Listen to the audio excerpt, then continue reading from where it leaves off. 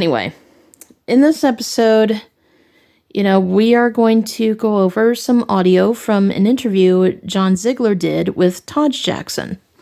All right. And we're also going to pick on James a little bit. So, yeah, we're going to have some fun. Having dealt with these kind of issues before, a lot of times when an accuser is trying to fit their story into the statute of limitations, it causes them to make missteps elsewhere. Yeah. And I think that's what happened with Wade Robeson. It happened with Jimmy too, but we'll talk about that after. Well, no, I absolutely. Yeah. I want to get to that, but here's what I mean by that. Like, one of the weirdest things about Wade Robeson's story is that he claims that he was abused until he was 14. Now, that actually destroys a huge part of the entire Leaving Neverland narrative, which is that as soon as boys hit puberty, Michael has no interest in them anymore, and he ditches them for other boys. That's a huge part of the narrative. So why is he going to 14?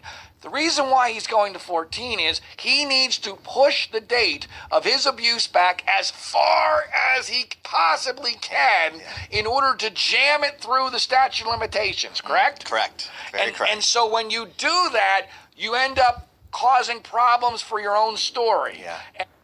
Exactly. And Wade, I think, has clearly done that with the 14. And my guess is, and I don't, maybe you know this, my guess is he can't go further than 14 because the relationship with Michael effectively ends at that point, right? There's no more proof of contact. Is that accurate? You really did your homework, which is... So did I. And the funny thing about that is that that actually reminds me of when people were trying to confront Dan Reed about the train station line with James, because there actually is an interview. Well, technically it's not really an interview. There was a reporter who saw Dan Reed at the airport or whatever, and they were confronting him about how the train station didn't exist. And this is what Dan Reed literally said. He said, "The important thing is it's one of the many locations where James Safechuck was molested." Well, how can that be when the train station didn't exist until James was 16, almost 17? He would have been past 14. And actually, I guess maybe Dan Reed just didn't know how old Wade and James were or something. Like, I really don't know. It wouldn't surprise me if he didn't even know that.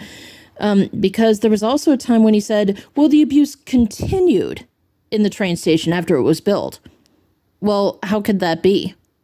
Again, it did not begin construction until late 1993 when James was 15, because he was born in 78, and it wasn't completed until 94, and James was 16. So it is not possible at all.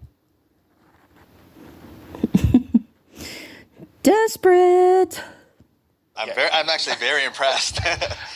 Like I said, no joke, seriously, yeah. So that's true then. Yeah. There's no more proof of contact. Yeah, after because 14. now all of a sudden he becomes more famous, and now there's more people, more eyeballs that can say this is not true, Wade. This is not true, Wade. Right, and well, he's moving on with his life. He's becoming close to being an adult, and it's just the natural course of events. Yeah. So anyway, the point of all this is that there's not one shred, not one. I mean, I guess my biggest thing is taking this out of Michael Jackson, who, again, I don't know if he was a pedophile or not, but taking this out of Michael Jackson, what scares the living daylights out of me about the Wade Robeson story is if Wade Robeson's story is allowed to stand and allowed to be believed, how in the world can anyone defend themselves, whether dead or alive? Yeah.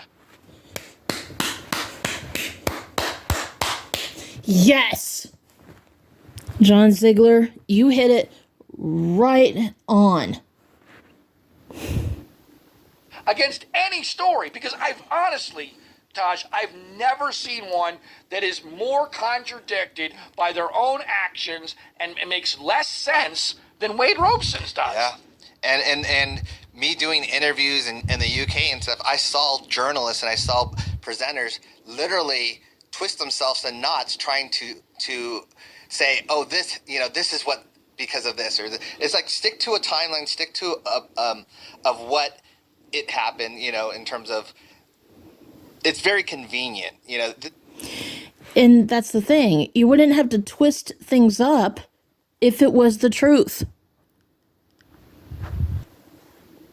There's a convenient factor to this. It's like, as I said before, like when... Well, it's interesting. This goes back to why they don't want to interview Brandy. They're okay with you and Michael's brothers defending Michael in general, but you're not actually allowed to confront an accuser. Yeah. Well, how does that work? Exactly. Well, and the reason why, because originally Brandy Jackson, she did have interviews after the mockumentary aired, but I guess I guess maybe either Oprah or Gayle King, maybe they found out ahead of time. Maybe they knew the schedule, and then they told Wade, and then Wade was like, wait, you have to stop those interviews. I used to date Brandy. She's going to ruin everything. And then Oprah's like, okay, chill. I'll pull some strings. I'll make sure that interview's canceled. Boom. Brandy Jackson finds out the same day of the interview that it was canceled at the last minute. So explain that, dumb haters. And Oprah was the perfect example of this. Yep. Oprah tried to do this dance where she says, I don't know if Michael Jackson's guilty, but I believe these guys totally. Well, wait. Now, that actually reminds me of somebody who's been commenting on my videos from time to time. And to that certain individual, you know who you are. I'm not going to say your username, whatever, blah, blah, blah, blah, blah. But here's the thing, though. There's someone who's been commenting on my videos for about a few years now, and, they keep asking me to make certain videos, which I'm happy to do, but I've always been suspicious of this person because they only say things in defense of the accusers, or if I make a video based on what they want me to make a video about, they'll say, thank you for making this video. I've never received any feedback of them saying like, oh, I didn't think about it that way. Maybe I need to rethink this a little bit more. But no, that was never the case, And I would ask this person all the time. I'm like, just be honest with me. Do you think Michael Jackson is guilty? And this person literally did basically what Oprah did. What we just heard. This person would say, I'm not saying guilty or innocent, but I'm leaning more towards guilty. I'm like, how stupid do you think I am? You're literally telling me, in a way, but trying to sugarcoat it, that you really think Michael Jackson is guilty. I mean, to that individual who's been doing that, I'm sorry, but do you really think I'm that stupid? I've been dealing with MJ haters for almost 7 years now. I can almost sense an MJ hater instantly based on how they comment in their comments. So, I mean, I haven't given up hope on you, but you're not really giving me much to work with. And to be fair, who knows? Maybe this is actually one of those haters who's trying to say that just so I won't block them. Well, trust me, once I catch you in a slip-up, boom. You're gone. Where she says, I don't know if Michael Jackson's guilty, but I believe these guys totally. Well, wait a minute. How does that work? And I'm giving them this global platform. Right, I'm gonna give them the Oprah seal of approval. I'm basically gonna sanctify them. I love how John Ziegler goes like, how does that happen? Or how does that work? Like, that reminds me so much of myself. Oh, John Ziegler, I really wish we could do an interview. That would be so much fun. But Michael Jackson fans, don't get all over me because I'm not saying Michael is guilty. Wait. Oprah, just like I just said about this person who's been commenting on my videos, we're not stupid like you think we are. Now, Wade and James supporters, they are the dumb ones. But that is the problem here. You can't have it both ways. Yeah. You have to. I'm not saying you have to make a decision as to whether Michael is guilty or not, but you have to at least let the other side confront the accuser. Yeah. Yeah, and that was the biggest problem because Oprah did not interview anyone from the Jackson family. Not even after the interview with Wade. I mean, with Wade and James. I mean, Oprah could have at least done something. Now, she burned bridges with the Jackson family over the years. So, I don't know if Brandy would sit down with Oprah. But it's kind of like even when Britney Spears, when she was going through her Free Britney movement and stuff. And I think Britney was planning on doing like a worldwide interview or something. A lot of us, including myself, begged her to not sit down with Oprah because Oprah does not care about the truth. She cares pretty much, she's basically like a human tabloid. She only cares about getting the story and the ratings. She does not care about the truth.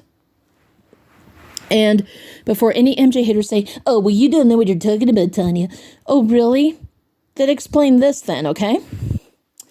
Oprah was at Neverland in 93. She knew the train station wasn't there. So when she was confronted with the train station lie, she said, oh, well, sometimes victims get the day of the week or the time of day wrong. Or sometimes victims will say, oh, I was abused in this hotel, but in reality, it was actually that hotel. Well, first of all, James did not say the day of the week or time of day. And there were not multiple train stations at Neverland at the same time. There was only one train station at Neverland Ranch. It did not begin construction until 93 and was completed in 94. So she knew James was lying about that, but she covered his ass anyway.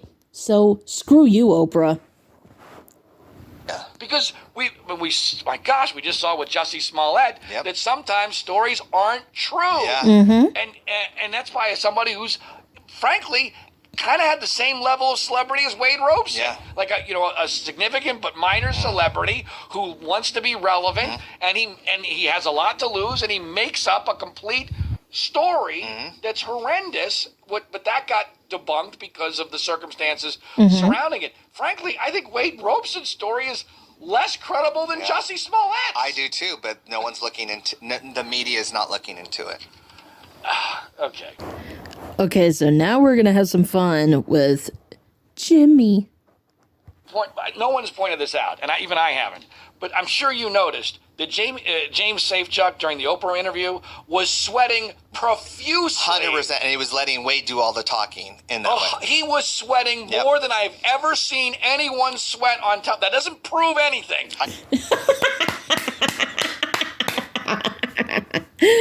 Oh, man, that is awesome. So, yeah, to anyone who's going to be, like, outside of the courthouse, like, during the trial next year, when you see James Safechuck sweating like a pig, take plenty of pictures, send them to me. And there was a body language video that I found many years ago talking about the body language from Wade and James from the Oprah interviews, the one with Gayle King, other interviews. And also, that one interview that they did where Wade was in the middle and then Dan Reed was on the right and James was on the left. I mean, you have to understand. I mean, did you notice that Dan Reed was smiling in that interview? He was smiling while looking at the camera while Wade and James are telling their lies about abuse. Hideous. But I'm very thankful for this body language video because it would have been difficult for me to notice because of my vision disability, but they actually kept track where within a little over 30 seconds at a time, James was constantly blinking. So let's check that out. Now, before I play the part of the video where James was blinking, look at this. First of all, see that dirty glare that Wade gives James? This happens every time James would talk in an interview, which is why Wade would do most of the talking. And I want to say thank you to the content creator who made this video. And yeah, let's check it out. I want to play this part first. I love Wade. I had met Wade twice. Cracks me up every time. On the set of the Jam video.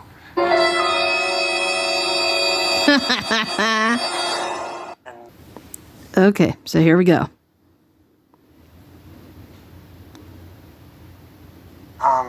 I was suffering for many years Financially.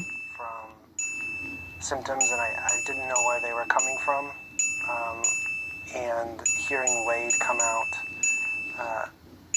made me realize that there was a reason for how I was feeling. And that gave me hope, in a sense, that if you know what's causing it, then you can begin the path of doing something about it.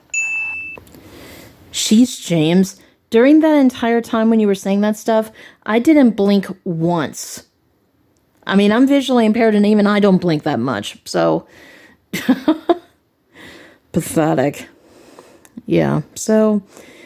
all I can say is, the MJ haters, they're not going to talk about this stuff, but, it's like, I looked into this very deep before I was forced to watch the mockumentary. So what I will say is, to anyone who hasn't seen it, don't watch it. It's a complete waste of time. I would know. Because I did my research before. I saw the inconsistencies while I was wasting time watching it. And, yeah, body language, it is real. I remember I used to argue with MJ haters, including MJ Not Innocent, by the way. I remember that loser. They tried to say, oh, body language, it's not real. Yeah, it is real. And especially when Wade is, like, glaring at James like that. He's like, if you screw up, I'm going to beat the shit out of you. That's basically what that look was saying. Yeah, so I think that was a fun episode. So I will make more videos going over the interviews that John Ziegler did with both Taj and Brandy. And yeah, I'm still going to make videos debunking the People versus Michael Jackson mockumentary. So got a lot of great stuff coming up for you guys. So as far as Fabio Jackson and Frank Cassio, just stay tuned. I'm still doing research on them. So got a very big video schedule that I'm very behind on. But anyway, that's okay. All right, guys. So I love you, and let's have a great conversation in the comments.